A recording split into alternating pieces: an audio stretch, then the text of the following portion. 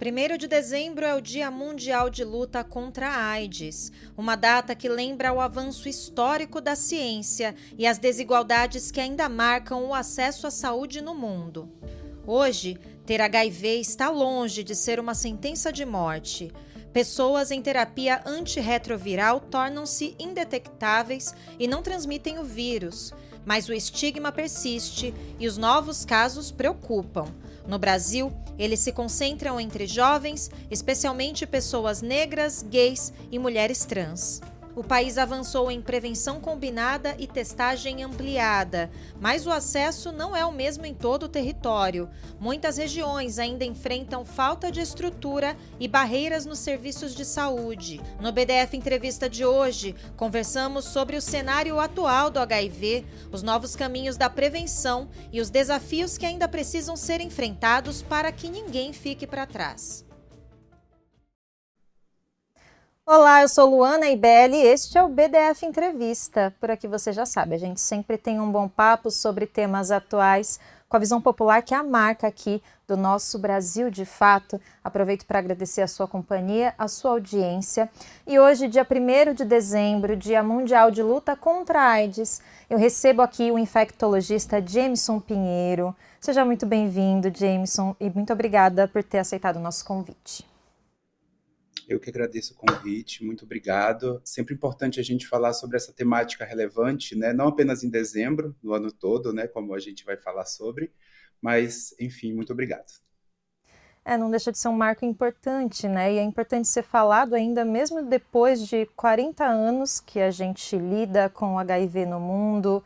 Foram tantas conquistas históricas e também muitas perdas, né, Jameson? Então, começo justamente por aí. Por que depois de 40 anos dessa descoberta e da gente estar num ponto onde ter HIV não significa mais que a pessoa está em risco de morte, isso dentro das perspectivas que a gente tem, porque muita gente ainda padece disso, mas por que ainda em 2025 é tão importante falar sobre esse tema? Bem, eu acho que falar sobre HIV, falar sobre AIDS, sobre prevenção é importante porque fala-se também sobre questões sociais, né? Quando a gente fala sobre a infecção pelo HIV, infelizmente ela não afeta as pessoas da mesma forma, né? Existem alguns grupos que são mais afetados pelos casos, né? Principalmente tanto pela infecção pelo HIV quanto pelos casos de AIDS, que são coisas diferentes, né? AIDS a gente fala de um processo já mais avançado, de um momento de infecção onde você, por algum motivo, não se testou, não ficou sabendo daquela infecção, e por isso, né, você evoluiu para uma síndrome clínica, né, de imunodeficiência.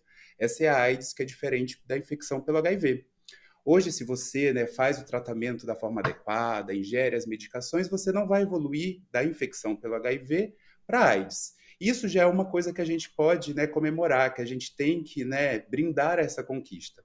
Mas, infelizmente, né, a gente ainda vê pessoas padecendo por conta da AIDS, morrendo por conta da infecção pelo HIV, e muitas vezes são pessoas que têm dificuldade de acessar serviços de saúde, dificuldade de se testar, dificuldade de acessar a informação que seja, né, sobre prevenção, sobre testagem, sobre o próprio tratamento. Então, falar sobre a infecção pelo HIV, né, mesmo 40 anos depois, quando a gente tem um outro cenário, né, lá na década de 80, quando se descobria viver com HIV, era praticamente uma sentença de morte, né? O que hoje, para alguns grupos, de fato não é. Para outros, talvez ainda seja pela dificuldade que temos em manter essas pessoas vinculadas ao serviço de saúde, fazer com que elas se testem de forma regular e, de uma certa forma, né, fazer com que a gente perca um pouco esse mito e esse medo de falar sobre questões de sexualidade, de HIV e, enfim, né, de prevenção como um todo. Queria que você falasse sobre esse retrato atual do HIV no Brasil. Você falou que não são todas as populações que são atingidas da mesma forma.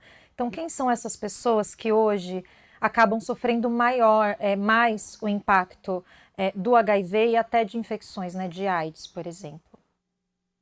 Perfeito. Hoje a gente fala sobre populações-chave, né? São populações onde nós precisamos manter os nossos esforços, focar os nossos esforços para que a gente tenha uma redução de fato da epidemia de HIV, né? Então a gente fala de populações racializadas, sobretudo pessoas pretas, a gente fala de mulheres cisgêneras e mulheres transgêneras também, né? Pessoas trans e travestis são muito acometidas pela infecção pelo HIV, sobretudo pela AIDS, e também a gente fala sobre pessoas muitas vezes que estão ou em situação de rua ou vulnerabilizadas por uso de substâncias, né? Então são populações onde a gente ainda tem muitos casos de AIDS, onde a gente tem uma mortalidade muito acrescida. Então, né, falar sobre essa temática, fazer com que a informação chegue até essas pessoas, fazer com que nós tenhamos profissionais da saúde cada vez mais enfim, adeptos ou por dentro da temática da sexualidade, das populações vulneráveis, das diferenças entre gênero, né? Falar, né, sobre como é importante um profissional da saúde respeitar o nome social no serviço de saúde, fazer com que as pessoas dentro de serviços de saúde possam fortalecer esse serviço, né? Participando de conselhos, participando de formações específicas para aquela população. Enfim, a gente precisa tentar quebrar essa barreira, porque hoje temos, né, tecnologia suficiente, nós temos serviços de saúde, muitas vezes, que funcionam em horários alternativos em algumas localidades do país, que podem oferecer a essas pessoas um acesso um pouco mais ampliado, mas a gente ainda sofre, né? Por exemplo, se uma pessoa sofre violência para sair de casa, para ir até um serviço de saúde, né, por ser quem ela é, por ser uma pessoa trans, por exemplo, a gente não vai conseguir, né, pode ser o serviço de saúde mais acolhedor que for, pode ser o serviço com horário mais ampliado que for, que essa pessoa não vai chegar até, né, o local onde o cuidado vai ser ofertado. Então, eu acho que falar, né, um pouco disso, né, trazer essa temática um pouco mais ampliada, para além de só temos testagem, temos PrEP, temos tratamento eficaz, é importante. Jameson, essas populações que você citou são populações extremamente estigmatizadas também na sociedade. Desculpa. Então, até que ponto esse estigma em relação a essa população também acaba espelhando tanto o estigma que ainda existe em relação ao HIV e também a dificuldade de levar tratamento para essas pessoas. Não à toa são pessoas que ainda sofrem de muito estigma, como eu disse. Então, queria que você falasse, realmente o estigma que também existe contra essas populações acaba influenciando também na dificuldade que elas tenham acesso ao tratamento que já existe. Hoje a gente já pode falar que dá para conviver com HIV e, no entanto, essas pessoas continuam padecendo. Sem sombra de dúvidas, né? Funcionam essas características, muitas vezes, né, que essas pessoas estigmatizadas carregam, funcionam de fato como barreiras, né, para acessar. Então, se você tem uma pessoa que, às vezes, né, uma profissional do sexo, por exemplo, que trabalha durante toda a noite e você, para ofertar atendimento para aquela pessoa, força com que ela compareça à unidade de saúde às 8 horas da manhã, por exemplo. Né? E aí quando você fala, não, mas nós temos uma população que não pode vir à unidade de saúde às 8 da manhã. E a pessoa fala, não, mas ela tem que ser responsável pelo seu cuidado, ela tem que dar um jeito, ela tem que fazer acontecer. E isso pode ser válido para algumas populações, para algumas pessoas que conseguem, né, se organizar, conseguem ter uma gerência maior sobre a sua vida. Mas, infelizmente, isso não funciona para todas as populações, né? Então, quando a gente fala de pessoas que, às vezes, estão em situação de rua e estão em uso de cena de drogas, né, de substâncias em geral, e muitas vezes, no horário de funcionamento, né, da unidade, não podem comparecer, isso já por si, né, por si só, já é uma barreira, né, de acesso. E isso, né, é o que antecede o acesso à unidade de saúde. Né? Nós temos ainda diversas outras questões que podem acontecer após a entrada daquela pessoa, né, no serviço de saúde, desde, né, impaciência para o atendimento por parte de alguns profissionais, ou fluxos das unidades que não funcionam de forma adequada para pessoas que precisam demorar pouco tempo, né, naquela unidade, né, já que a gente sabe que naquela janela de oportunidade a gente tem que oferecer o maior cuidado possível para a pessoa, porque nós não sabemos eventualmente quando ela retornará àquela unidade de saúde para, né, ter o cuidado ofertado novamente.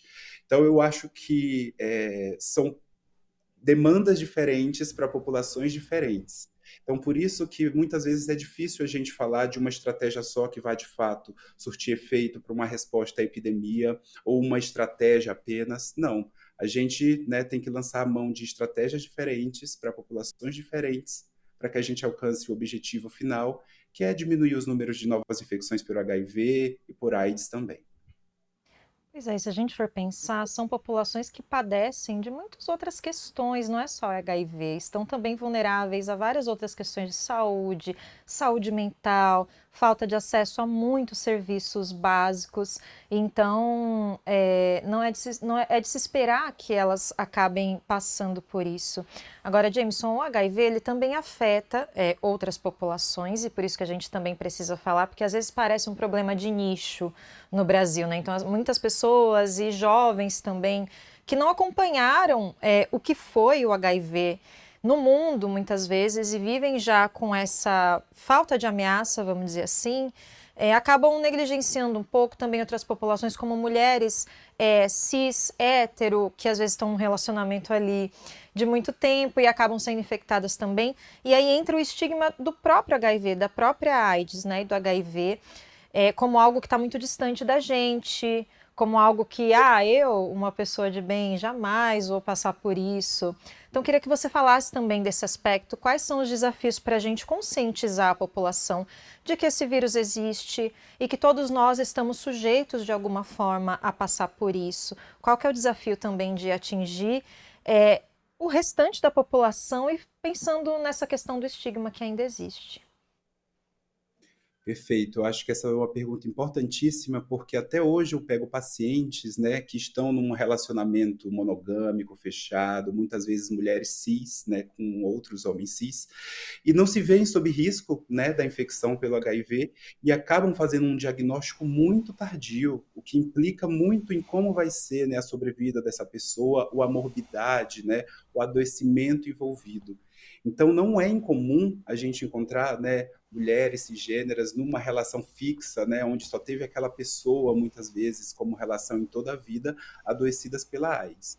Então, é uma coisa que eu costumo falar sempre, é que, embora existam outras vias, outras formas de transmissão do HIV, a principal delas é a relação sexual. Então, se você se relaciona sexualmente, você está sob risco de adquirir o HIV, né, de se infectar pelo HIV. Então, a gente recomenda, né, para essas pessoas sexualmente ativas que tenham uma testagem a cada pelo menos 6 meses. Idealmente, assim, é o mínimo, digamos, né? É claro que isso vai depender da forma como você se relaciona, do tipo de exposição sexual, das parcerias sexuais envolvidas, né? Se são parcerias eventuais, se são parcerias fixas, se são parcerias comerciais, muitas vezes. Então, esse tempo, né, para a testagem, ele vai depender do tipo de exposição a qual você tem. Mas para qualquer pessoa que se relaciona sexualmente, uma testagem a cada 6 meses, né, é o mínimo que a gente espera.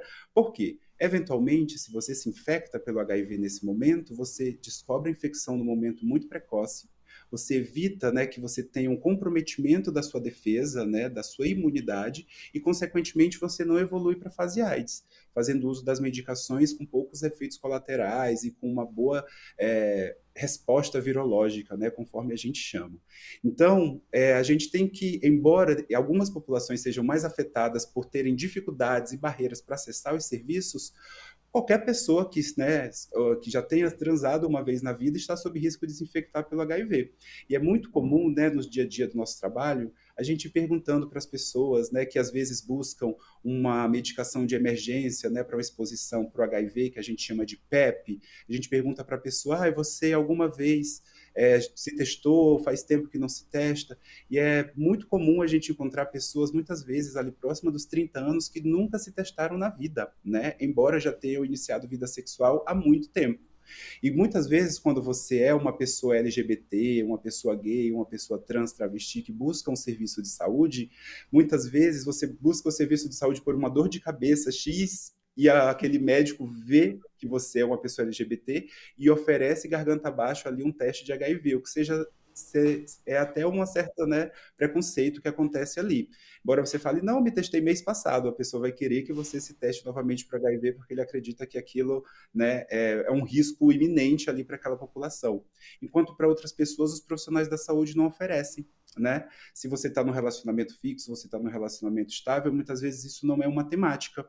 Então, nós, profissionais da saúde, precisamos também pegar essa responsabilidade para a gente, né? De oferecer a testagem para as pessoas, independente de quem seja, né? Independente da idade.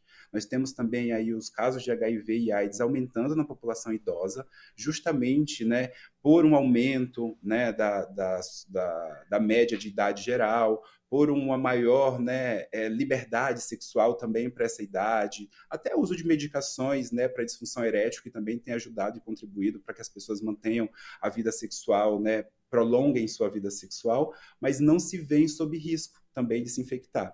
Então, nós, profissionais da saúde, também temos um papel central nessa orientação e conscientização, digamos assim, do dia a dia. Interessante você trazer a questão dos idosos, que pouca gente fala, né, Jameson? Como que é lidar com essa diferença de gerações?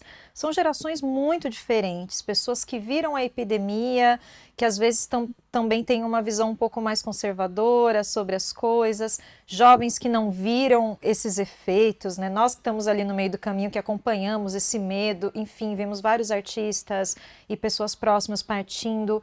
Como é lidar com todas essas diferenças, tentando chegar aí no bem comum, né? Que é todo mundo busque o tratamento, se cuide, entenda o que é esse problema.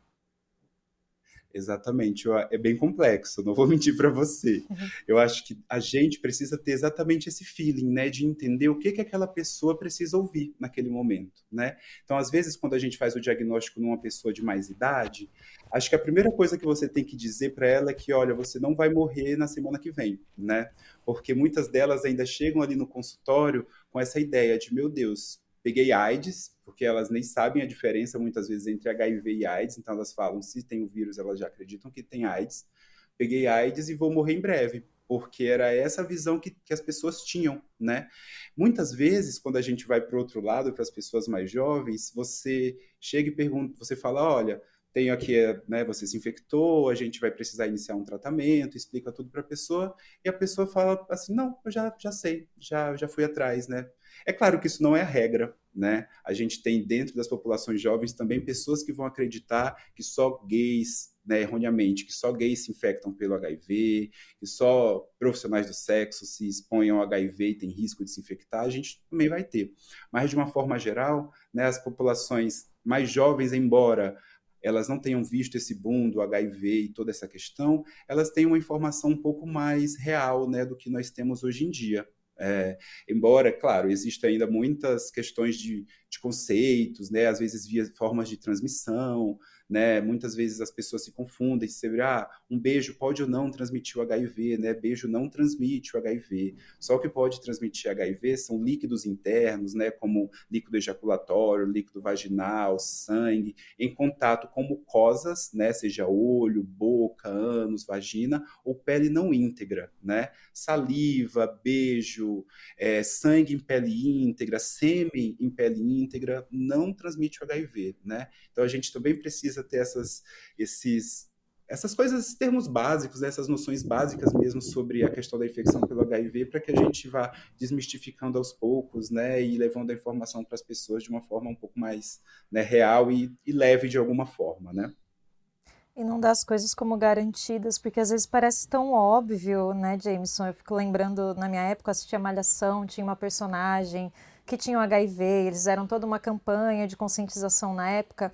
Às vezes a gente tem a impressão que essas coisas não são mais ditas na mídia, vamos dizer assim, é como se fosse um problema do passado e não é, ainda tem tanta gente lidando com isso e novos desafios. E aí, falando em novos desafios, te pergunto sobre isso. Como que você avalia no Brasil essas mudanças? O que mudou e o que não mudou em relação a partir do momento que o HIV se torna uma condição tratável? Quais são esses desafios para continuar mobilizando as pessoas e fazendo elas entenderem essas informações que às vezes parecem óbvias para quem está dentro, para quem já teve, já passou por uma educação, mas não são para todo mundo. Então, por isso que precisa continuar a ser dito, né? Sim, não, sem sombra de dúvidas. Eu acho que a gente mudou o panorama da questão do HIV no Brasil, muito obviamente pelo tratamento, né? Até a metade da década de 90, nós não tínhamos nem tratamento disponível aqui no Brasil, muito menos um tratamento eficaz, né? É a partir ali de meados da década de 90 que nós temos uma terapia antirretroviral de alta resposta, né? Um tratamento de fato eficaz e que, né, associando diferentes categorias, né, de medicações, faz com que a pessoa vivendo com HIV não evolua para a AIDS, né? Ela não tenha replicação, né, desse vírus dentro de si e estanque ali, pare ali aquela progressão de doença, né? Eu acho que foi através disso que a gente teve, obviamente, né, esse estabelecimento dessa tranquilidade, digamos assim, mas não foi o suficiente, né? A gente pode ver que, apesar de a gente ter uma medicação de alta potência, uma medicação eficaz, as pessoas continuam se infectando. E aí tá, né, tanto nos cientistas, tanto naqueles de bancada que pensam em medicações, fórmulas e vacinas, quanto nos cientistas sociais que refletem sobre as dinâmicas da sociedade, pensar em como é que a gente vai, né, dar conta dessa diversidade para a gente impedir novas infecções, né? Depois desse tratamento eficaz, desse tratamento tranquilo, com menos eventos adversos, nós evoluímos em relação a outras, né, outras formas de prevenção. Hoje nós temos a PEP, que é a profilaxia após exposição ao HIV. Então, se você teve uma exposição sexual de risco, né, que você julga de risco, você tem até 72 horas para buscar uma unidade de saúde e fazer essa prevenção. Eu brinco que é como se fosse a pílula dos 28 dias seguintes, né? Porque você, naquele momento, você vai utilizar a medicação por 28 dias para evitar se infectar pelo HIV naquela exposição que você teve. A gente tem atualmente PrEP, que é a medicação, se a PEP é como se fosse o anticoncepcional, ou pílula do dia seguinte, perdão, a PrEP é como se fosse o anticoncepcional para te prevenir contra o HIV, né, que você pode tomar todos os dias ou tomar somente quando for se expor ao HIV. Mas mesmo com essa opção de tratamento, né, essa opção de profilaxia na realidade, os novos casos continuam surgindo. Então, a gente já tem medicações de longa duração em estudo para prevenir contra o HIV, que você não precisa tomar todos os dias, né? Medicações que você toma, injeções que você toma a cada 2 meses, injeções que você toma a cada 6 meses. Então, são várias opções que vão surgindo aí na tentativa de dar conta dessa diversidade. Mas aí você me pergunta, quando tudo isso for lançado, vai ser suficiente? Eu acredito que não. Né?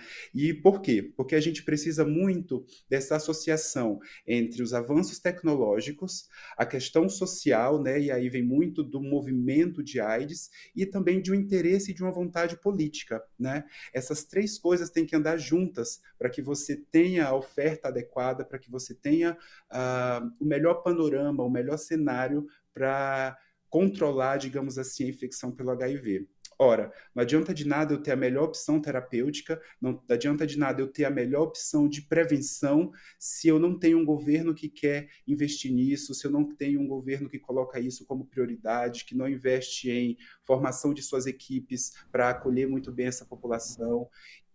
De nada adiantará. Também não adianta nada eu ter um governo que vai mobilizar e vai fazer de tudo para acontecer e ter tecnologia e ter um movimento social que não entenda as suas demandas e não, né, exija e não vá lá, né, reivindicar quais são as suas demandas e o que está mudando, né? O que mudou nesses 40 anos de epidemia de AIDS que a gente tem que ficar de olho e que a gente tem que mudar, né? Então, eu acho que é um pouco disso, apesar dos avanços tecnológicos já serem, né, visíveis e, né, grandiosos, a gente ainda precisa melhorar em outros aspectos para que a gente tenha aí um controle melhor dessa epidemia.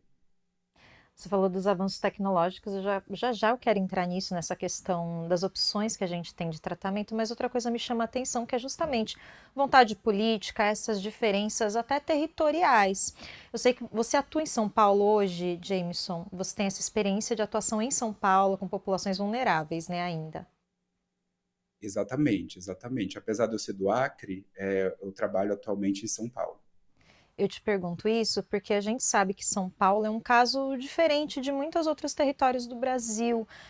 Aqui você consegue começar um tratamento no primeiro dia de diagnóstico, existe uma política voltada para isso. Queria que você contasse para a gente essa opção, como que isso acontece, E como você avalia essa diferença tão grande em relação a outros territórios do Brasil? Porque aí está dada a desigualdade, como a gente falou, né, no nosso VT de abertura, muita gente ainda não tem essa estrutura, não consegue acessar os serviços de saúde, então existe uma diferença muito grande. Isso a gente está falando de São Paulo capital, então a gente está falando de um município dentro de um estado e falando a nível de Brasil também isso muda. Então como que você avalia essa diferença tão grande entre um exemplo que já existe, que funciona, e essa dificuldade de conseguir ampliar isso para outros locais do Brasil também? Seria o nosso sonho, né, de todos os militantes da saúde pública, de toda a infectologia, que o Brasil fosse uma grande São Paulo em relação à questão, né, da prevenção do HIV, das ISTs e a prevenção combinada como um todo, né? Você disse bem, né, existe já uma demanda mundial que é o same day treatment, né, que seria o tratamento no mesmo dia que você realiza o seu diagnóstico de infecção pelo HIV. Isso aqui em São Paulo já tem sido uma política, né? Foi se estruturado, né, toda a rede de saúde para dar conta dessa demanda.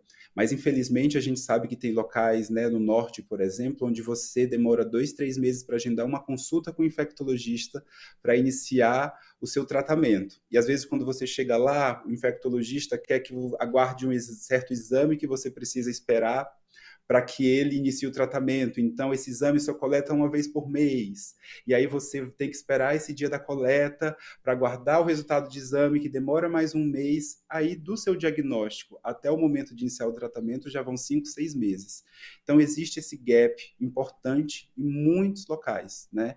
E aí é onde entra, mais uma vez, a importância do movimento social, né? É claro que se você está falando de cidades menores, muitas vezes é difícil você colocar a cara a tapa, né, enquanto uma pessoa vivendo com HIV, porque a gente sabe que o estigma e a discriminação acontece, né, em todos os lugares e sempre vai acontecer. Então, é nosso papel levar informação para que tente, né, reduzir esses índices, mas ele vai acontecer. Então, às vezes falar que, né, o movimento social tem aquele papel chave naquele local pode ser difícil, mas é uma realidade que se impõe, né? Muitas vezes a organização dos próprios pacientes, das redes e de pessoas, né, que muitas vezes estão em outros estados, mas conseguem articular essas redes, né, sejam regionalmente, sejam nacionalmente, inclusive, são essenciais para que a gente cobre, né, o serviço público de uma forma geral por um acesso mais, né, equânime, né? É difícil a gente falar que no mesmo país tem pessoa que começa um tratamento no mesmo dia e outra que espera 6 meses para começar, né? Mas eu vejo com tristeza essa realidade, mas eu sei que é o que se impõe. Então a gente precisa trabalhar com ela, né, e tentar modificá-la, nem que seja, né, enquanto profissional localmente, enquanto um secretário de saúde ali regionalmente, né, enquanto movimento social, cobrando as pessoas devidas para que a gente tenha essa mudança na estrutura de fato. Porque é isso, a solução ela já existe tantas opções, então o desafio é realmente fazer com que isso seja ampliado para todas as pessoas que precisam. E aí queria entrar então na questão do tratamento. Muita gente já sabe, mas é sempre bom a gente trazer, Jameson, porque a prevenção combinada, por exemplo, é o eixo central hoje da luta contra a AIDS. Eu queria que você falasse um pouco o que está incluído nessa prevenção combinada, quais são os principais mitos que vocês, como profissionais de saúde, ainda se deparam para que as populações que mais se beneficiam dessa prevenção possam ter acesso a esses medicamentos e mesmo quando tem acesso, às vezes não busca por uma questão também de estigma, de falta de informação. Eu queria que você comentasse um pouco disso para a gente. Perfeito. Atualmente, né, a prevenção combinada é o que a gente tem de mais moderno, digamos assim, né, que engloba o maior número de estratégias, né, frente à prevenção contra o HIV e contra as ISTs, infecções sexualmente transmissíveis em geral, né? O que seria isso, então? Seria a combinação, né, como o próprio nome diz, de diferentes estratégias na tentativa de alcançar o mais próximo de 100% possível. Nenhuma estratégia isoladamente é 100%, né? O preservativo não é 100%, a PEP não é 100%, a PrEP não é 100%, testagem não é 100%. Isoladamente, essas estratégias sozinhas, não são 100%.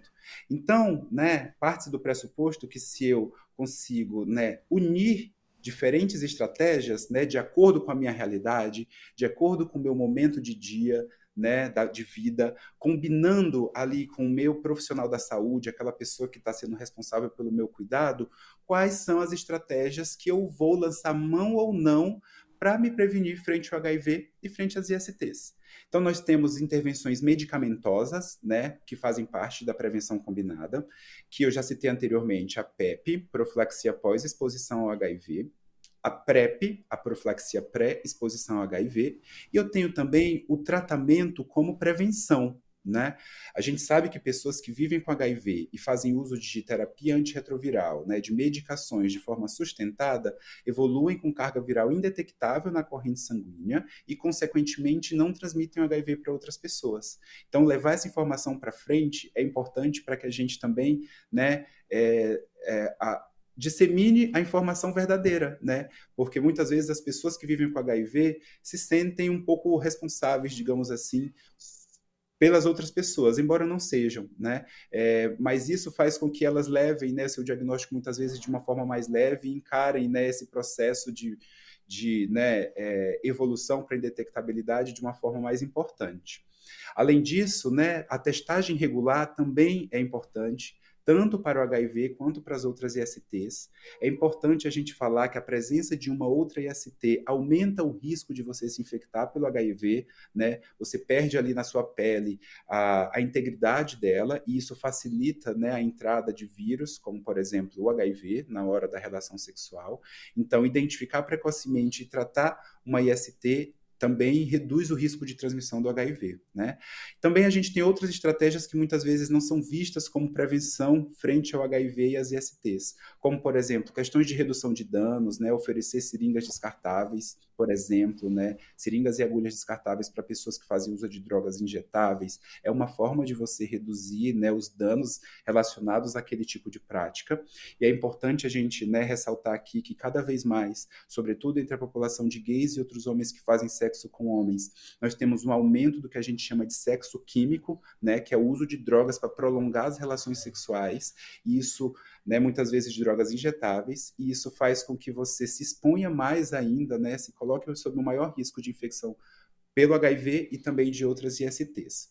Além disso, nós temos a vacinação, que também entra como prevenção combinada. Então, se vacinar contra a hepatite B, contra a hepatite A, contra HPV, é de suma importância para que você tenha uma prevenção ali mais plena, frente ao HIV e frente às ISTs.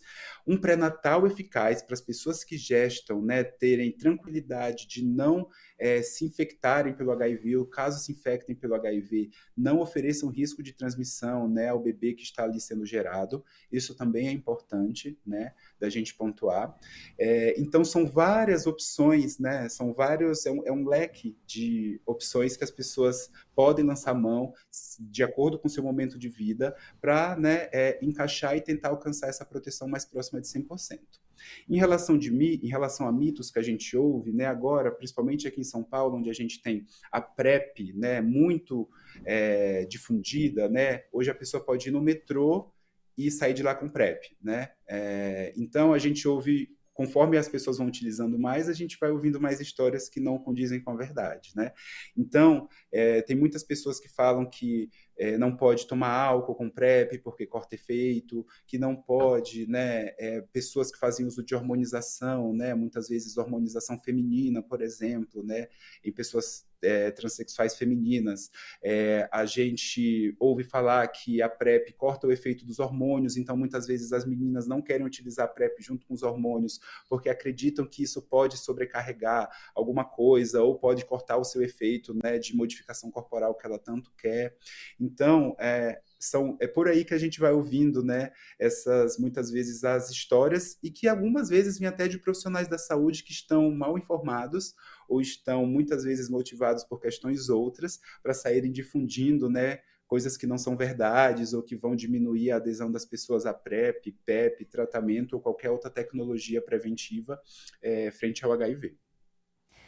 Existe um conservadorismo ainda, né? Por exemplo, você falou em redução de danos, que é um assunto muito espinhoso, as pessoas veem com muito preconceito, como se você estivesse estimulando, por exemplo, a pessoa a utilizar drogas ou a ter um comportamento chamado promíscuo. Então também entra uma questão muito moral nesse balaio, né, Jameson? A gente está falando de polarização, de tantas batalhas que a gente ainda tem para validar o afeto, validar o amor e validar as relações da população LGBT+. Então, eu queria que você falasse um pouco disso também. Quais os desafios de ultrapassar esse moralismo, ultrapassar esse conservadorismo, para que isso não fique na frente de políticas de saúde que são muito importantes? Olha, eu acho que esse é o mote do momento, né? A gente vive aí um governo nos Estados Unidos super conservador em relação a diversas questões, mas também em relação às questões relacionadas ao HIV, né? Os Estados Unidos foram um país que por muitos anos financiaram tratamento, prevenção, diagnóstico em diversos países ao redor do globo, e isso fez com que a gente evitasse a emergência de resistência, né, frente ao vírus HIV, porque nós tínhamos menos pessoas se infectando pelo HIV. E agora, por exemplo, né, com essa retirada dos investimentos, com a suspensão dos investimentos, a comunidade científica internacional como um todo teme muito o que vai acontecer com o mundo em relação ao HIV e em relação também a outras doenças, como malária, como tuberculose, que também tiveram, né, seus investimentos suspensos pelo governo dos Estados Unidos. Então, né, existe um temor que a gente vai enfrentar nos próximos anos, inclusive os próprios Estados Unidos, infelizmente, né, porque bobo é quem pensa que ao retirar esses investimentos o seu país vai continuar protegido e tranquilo, né? Hoje nós vivemos um país um mundo na realidade extremamente globalizado, então nenhuma alteração e nenhuma emergência de resistência viral ou adoecimento vai ficar restrita a uma população ou a um grupo, né? As coisas hoje são facilmente disseminadas. Então, espera-se, né, teme-se que no futuro a gente vai lidar com resistências relacionadas a esse número tão grande de pessoas que vão ficar, sobretudo, né, em países ditos em desenvolvimento, né, sobretudo da África, que não recebem, vão deixar de receber esses investimentos. Então, é nossa função, né, tá ali no dia a dia falando sobre a temática, tá mobilizando os nossos pares, tá torcendo e lutando, né, se cuidando, que é super importante. Hoje saiu um artigo, na realidade ontem, da International AIDS Society, falando exatamente sobre isso. Como é que é importante você, enquanto uma pessoa que está ali lidando também com questões sociais, se cuidar, né? Você só vai poder cuidar dos outros e enfrentar um mundo tão complexo, né, como esse mundo que se impõe para a gente, se você também tiver com seu autocuidado em dia, né? Então é importante a gente também refletir sobre isso, né? Que embora o nosso trabalho seja no dia a dia, seja árduo, seja complexo, vá além do somente prescrever uma medicação, né? É importante a gente lembrar disso, que em alguns momentos a gente precisa olhar para a gente, se cuidar para que a gente retorne os nossos olhares aos nossos pacientes, à nossa população, às pessoas que mais precisam do nosso cuidado, para que a gente possa entregar de fato aquilo que elas merecem e precisam. Tem uma meta da ONU de erradicação, né? Não sei se esse é o termo, você me corrige, me ajuda a trazer isso, que é até 2030 a gente erradicar o HIV no mundo. Queria que você falasse dessas perspectivas de cura, se é que a gente pode falar em cura, o que é cura, né? A cura, ela também existe uma discussão sobre o que é estar curado, sobre as possibilidades de estar curado. Queria que você falasse isso, o quanto a gente pode realmente vislumbrar diante de todo esse cenário super complexo que você acabou de falar pra gente, Jameson. É possível vislumbrar um mundo até 2030 onde as pessoas estejam indetectáveis, pelo menos, ou que essa transmissão não esteja acontecendo tanto? E o que falta para a gente chegar nessa suposta cura? Queria que você debatesse um pouco esses temas com a gente. Perfeito. Embora eu seja otimista, eu não acredito que até 2030 a gente vai alcançar essa meta da ONU, né? Há algum tempo, na realidade, a comunidade científica já sabe que a gente não vai alcançar essa meta, mas essa meta, para quem não sabe, é uma meta que estabelece que eles chamam de 90-90-90, né? Seria 90% das pessoas que vivem com HIV sabendo que vivem com HIV, então a gente precisaria de uma testagem disseminada e difusa, testando praticamente todo mundo no mundo, para saber se essa pessoa vive com HIV ou não. A partir daí, entre todas as pessoas que vivem com HIV, 90% delas estando em uso de terapia antirretroviral, ou seja, né, fazendo uso de medicações de forma sustentada. E dessas 90% em tratamento, a gente gostaria de 90% com carga viral indetectável. E aí os modelos matemáticos, né, dizem que se a gente alcançar esse objetivo, novas infecções vão ser praticamente zero, né? E aí a gente pararia, né, com essa epidemia de HIV no mundo. Mas, infelizmente, não é o cenário que a gente nota hoje em dia, né? Claro, a gente tem um número grande de pessoas sabendo já que vivem com HIV, embora muitas pessoas ainda não saibam, mas a gente precisa trabalhar, sobretudo, no oferecimento de terapia antirretroviral para as pessoas e na manutenção dessas pessoas em uso de terapia antirretroviral. Que isso é o pior, digamos assim, que a gente tem no momento. As pessoas até começam, até iniciam, mas muitas vezes elas não continuam. E isso, né, faz com que elas não mantenham essa carga viral indetectável por longos períodos. Então, a gente precisa, né, entender o que precisamos adaptar para melhorar esse gap aí entre as pessoas que estão tratando, que já iniciaram o tratamento, mas que não continuaram, né? E existem diversas pesquisas na tentativa de tentar entender os porquês dos abandonos, né? De tentar dar respostas para essas perguntas, né? Mas de uma forma geral, infelizmente, né, a resposta não é uma resposta simplesmente técnica ou uma resposta biomédica, né? A resposta sempre é uma questão social, a resposta sempre é o empobrecimento das pessoas, das populações, a falta de emprego, né? As discriminações que evitam as pessoas de irem aos serviços de saúde, né? Muitas vezes o preconceito dentro da própria casa, onde você precisa esconder as medicações, porque se você for reconhecido enquanto alguém que vive com HIV, você pode sofrer algum tipo de violência.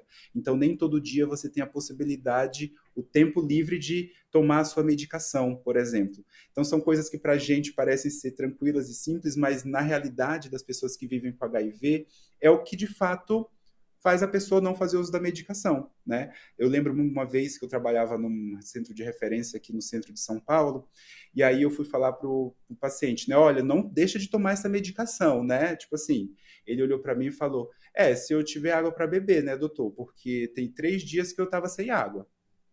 E aí eu penso, né? Falo, putz, me pegou num lugar que eu, enquanto médico, por mais, né, visão ampliada que tenha, por mais um mestrado em saúde coletiva, por mais pessoa que se vê ali entendendo das nuances da vida, não tinha parado para pensar naquilo, né?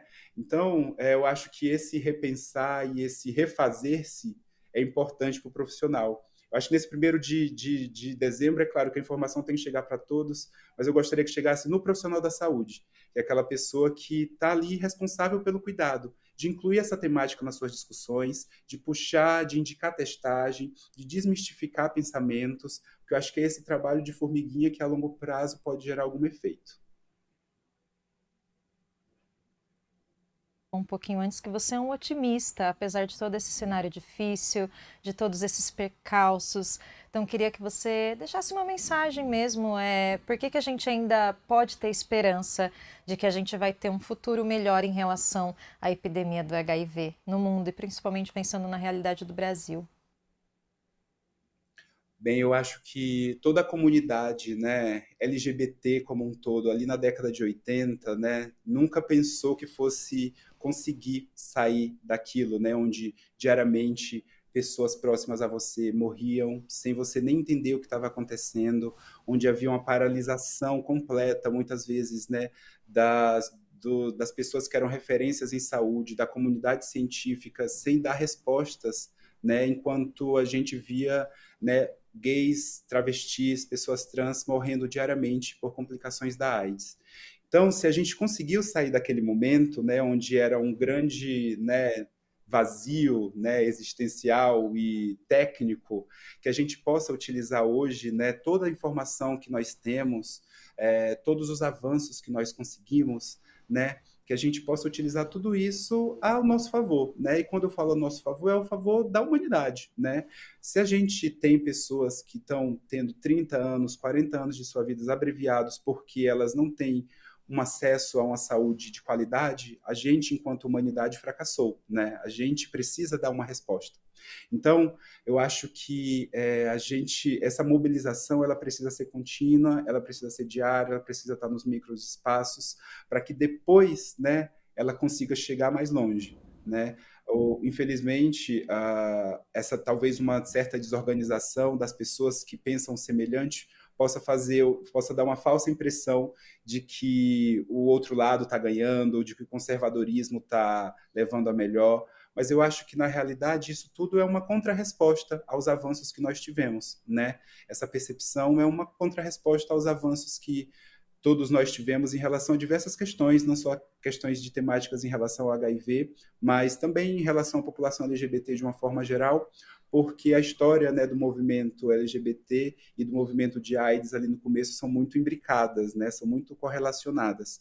Eu acho que a gente precisa lembrar um pouco disso, embora falar de HIV e falar de AIDS não deva se restringir somente a essa população, né? Mas eu acho que fica uma lição para casa aí para todos nós.